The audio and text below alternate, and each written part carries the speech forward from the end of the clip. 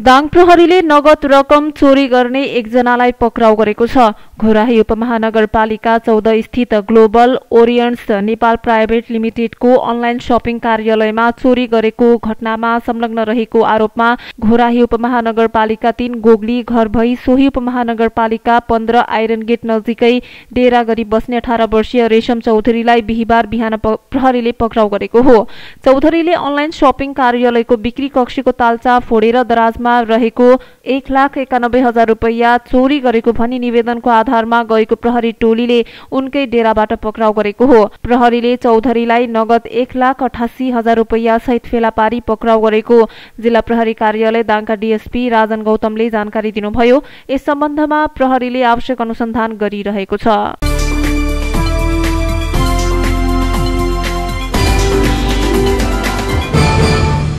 राष्ट्रिय स्वतन्त्र पार्टीबाट प्रतिनिधि सभा सदस्यमा निर्वाचित इन्दिरा राणा मगरले उपसभामुख पदमा उम्मेदवारी दर्ता गराउनु भएको छ। बिहान बसेको राष्ट्रिय स्वतन्त्र पार्टीको संसदीय दलको बैठकले राणालाई उपसभामुखको उम्मेदवार बनाउने निर्णय गरेको हो।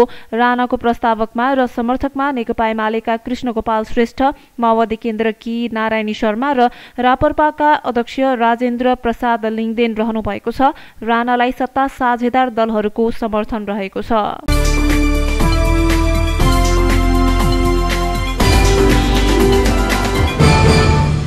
नेपाली कांग्रेसबाट मुक्ताकुमारी यादवले उपसभामुख पदमा मनोनयन दर्ता गराउनु भएको छ। शुक्रबार संघीय संसद सचिवालयमा मुक्ताले उपसभामुख पदमा मनोनयन दर्ता गराउनु भएको हो। उहाँको प्रस्तावकमा कांग्रेस नेता बद्री पाण्डे तथा समर्थकमा एकीकृत समाजवादीका मेटमणि चौधरी र लोसपाका सर्वेन्द्रनाथ शुक्ला रहेका छन्। सभापति शेरबहादुर देउबा निवासमा शुक्रबार बिहान बसेको शीर्ष नेताहरूको बैठकले यादवको नाममा सहमति गरेको थियो। धनुषाकी यादव समानुपातिक सांसद हुन्। 14औं महाधिवेशनमा यादवले केन्द्रीय सदस्यमा सर्वाधिक मत ल्याउनु भएको थियो। संसद सचिवालयले उपसभामुखको मनोनयन दर्ता गर्ने समय शुक्रबार तोकेको छ। उपसभामुखको चुनाव भोलि हुँदैछ। यसअघि कांग्रेसले सभामुखमा ईश्वरी न्यौपानेलाई उम्मेद्वार बनाएको थियो।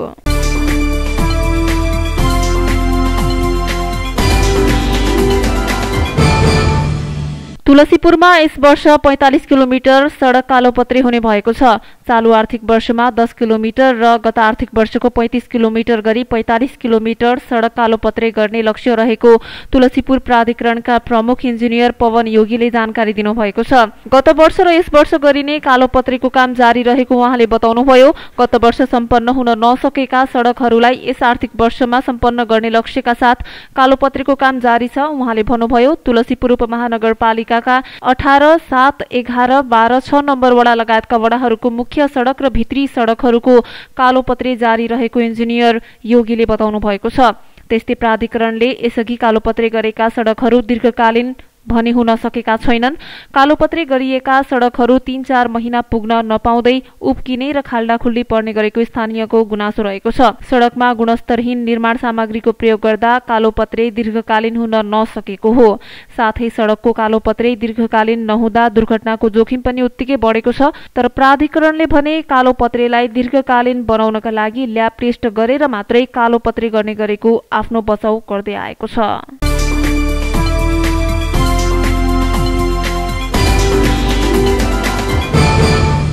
नेपालगञ्ज विमानस्थलबाट त्रिभुवन अन्तर्राष्ट्रिय विमानस्थल काठमाडौँका लागि आज बिहान 7:30 बजे उडान भरेको श्री एयरको जहाज झापाको चन्द्रगढी विमानस्थलमा अवतरण गरेको छ। त्रिभुवन अन्तर्राष्ट्रिय विमानस्थलको भिजिबिलिटी कम भएका कारण श्री एयरको 440 कल साइन जहाज डाइभर्ट गरेर चन्द्रगढी विमानस्थलमा 9 बजे अवतरण गरेको हो। जहाज अवतरण गरेपछि यात्रुहरू सबै सकुशल रहेका छन्।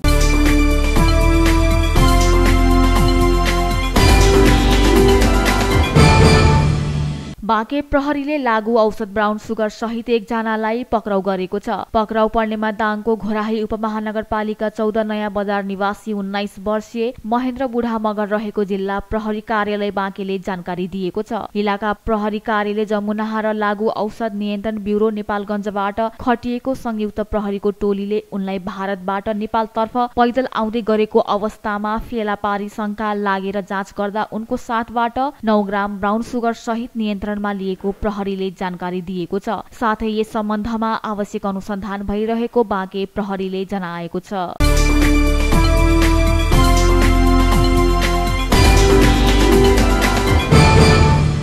देउखुरीको लमहीमा सञ्चालन हुन लागेको 6औं देउखुरी कृषि पर्यटन तथा व्यापारिक महोत्सवको तयारी तीव्र पारिएको छ। कृषि पर्यटन उद्योग र व्यापार देश समृद्धिको बलियो आधार भन्ने मूल नाराका साथ महोत्सव यही माघ 12 गतेदेखि 25 गतेसम्म अजम्बरी सामुदायिक वनको पिकनिक स्थल जैविक विविधता पार्क पछाडि शुरू हुँदैछ। महोत्सवमा राष्ट्रिय स्तरका चर्चित कलाकार प्रकाश स्पुत, बद्री पंगिनी, प्रमोद खरेल, रामजी खाँड, पशुपति शर्मा, मेलिना राई, प्रीति आले, रमेश राज भट्टराई लगायतका करिब 50 बढी राष्ट्रिय तथा स्थानीय कलाकार आउने भएका हुन्।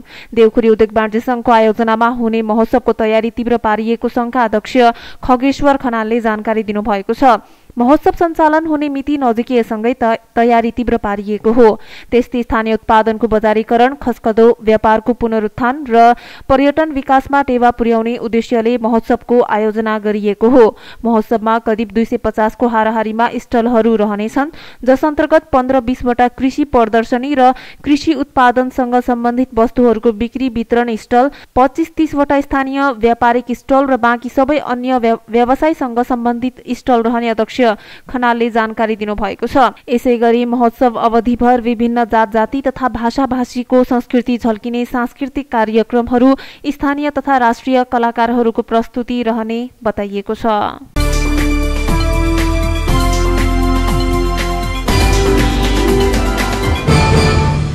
बाँकेको नेपालगञ्ज उपमहानगरपालिका 10 गणेशमान चोकमा गए राति मोटरसाइकल दुर्घटना हुँदा चालकको मृत्यु भएको छ। दुर्घटनामा गम्भीर घाइते भएका चालक भारतीय नागरिक अन्दाजी 40 वर्षीय मोहम्मद यासिनको उपचारको क्रममा नेपालगञ्ज नर्सिङ होममा गए राति नै मृत्यु भएको हो। नेपालगञ्ज बजारबाट जमुनातर्फ जाँदै गरेको भारतीय नम्बरको मोटरसाइकल राति 11:30 बजे सडक डिभाइजरमा ठोकिएको थियो।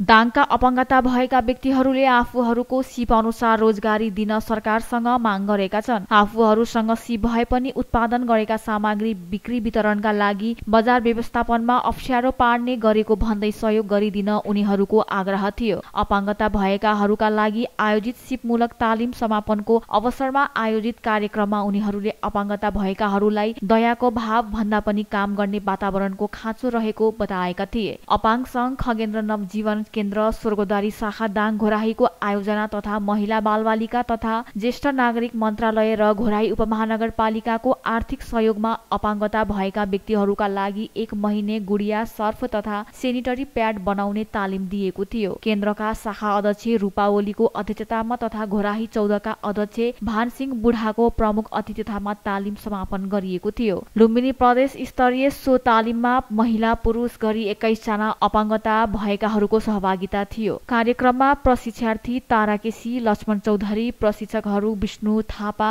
पत्रकार विष्णु आटर लगायतले बोल्नु भएको थियो। खगेन्द्र बहादुर बस्नेतको 95औं जन्म जयन्तीको अवसर पारेर गरिएको तालिम समापन समारोहमा केन्द्र शाखा उपाध्यक्ष निशान्त आचार्यले खगेन्द्र बस्नेतको बारेमा चर्चा गर्नुभएको थियो। कार्यक्रमको सहजीकरण संस्थाकी सचिव भूमा चौधरीले गर्नुभएको थियो।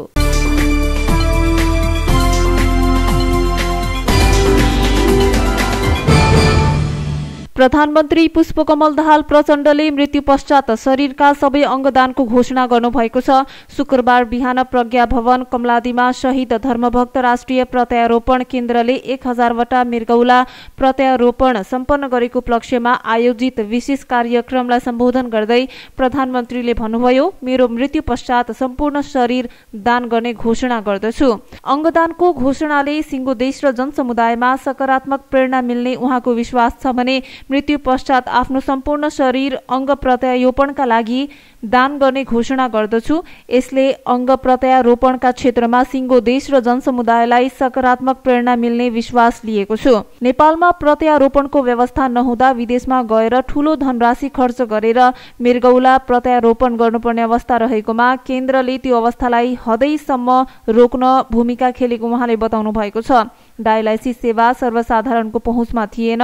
यो महँगो भएकाले पनि आर्थिक अवस्था कमजोर भएका मृगौला रोगीले सेवा लिन गाह्रो थियो। केन्द्रले विपन्न रोगीलाई सहयोग होस् भन्ने हेतुले 2069 चैत्र 16 गतेदेखि निशुल्क डायलाइसिस सेवा पनि आरम्भ गर्यो। प्रधानमन्त्रीले भन्नुभयो, केन्द्रमा मृगौला मात्र नभएर कलेजो पनि प्रत्यारोपण हुने गरेको छ। यसलाई थप आधुनिक र प्रभावकारी बनाउने हाम्रो जिम्मेवारी छ।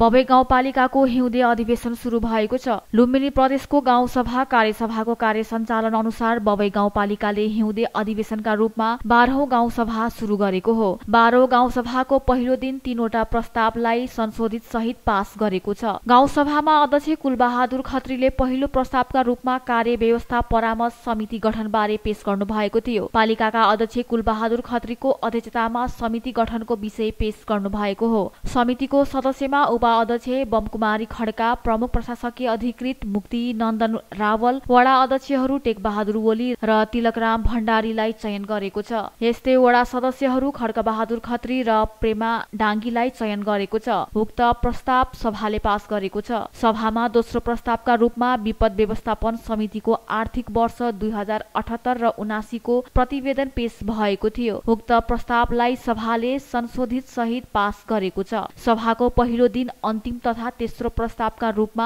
आर्थिक वर्ष 2078 र 79 को न्यायिक समितिको वार्षिक प्रतिवेदन पेश भएको थियो। प्रतिवेदन प्रस्तुत गर्दै न्यायिक समितिका संयोजक तथा उपाध्यक्ष बमकुमारी खड्काले आर्थिक वर्ष 2078 र 79 मा 73 वटा विवाद दर्ता भएका र 37 वटा विवाद पछौटा भएको जानकारी दिनुभयो। बाँकी 36 वटा विवाद कारबाही प्रक्रियामा रहेको उल्लेख छ। उक्त प्रतिवेदन पनि संशोधित सहित पास गरेको छ।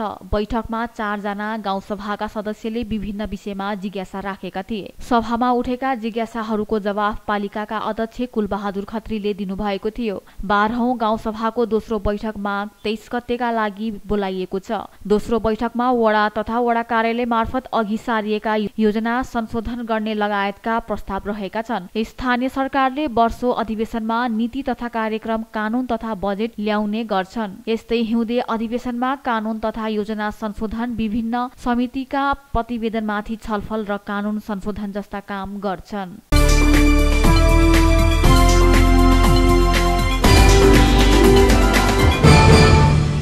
पाटी पौवा, धर्मशाला जस्ता परोपकारका काम हराउँदै गइरहेको बेला तुलसीपुर बजारको ओह्रालो नजिकै रहेको पिपल बोटमा निशुल्क पानीको धारा जडान गरिएको छ। तुलसीपुर बजारमा आउने आम नागरिकहरूलाई मध्यनजर गर्दै तुलसीपुर नगर जेसिसको पहलमा निशुल्क पानीको धारा जडान गरिएको हो। 2 लाखको लागतमा निर्माण गरिएको धारासम्म पानी आपूर्तिका लागि पाइपलाइनको व्यवस्था तुलसीपुर खानेपानीले गरेको जेसिसका अध्यक्ष केशवराज केसीले जानकारी दिनुभएको छ। धारामा 24 घण्टा पानी उपलब्ध हुने भएपछि तुलसीपुर बजारमा आउने आम नागरिकले अब पानी पिउनकै लागि पैसा खर्च गर्नुपर्ने छैन। यसैबीच आजदेखि सञ्चालनमा आएको पानीको धाराको उद्घाटन तुलसीपुर उपमहानगरपालिका 5 का वडा अध्यक्ष वीरेन्द्र कुमार शाह र तुलसीपुर खानेपानी उपभोक्ता तथा सरसफाई संस्थाका अध्यक्ष एमाकान्त भण्डारीले संयुक्त रूपमा गर्नुभएको थियो।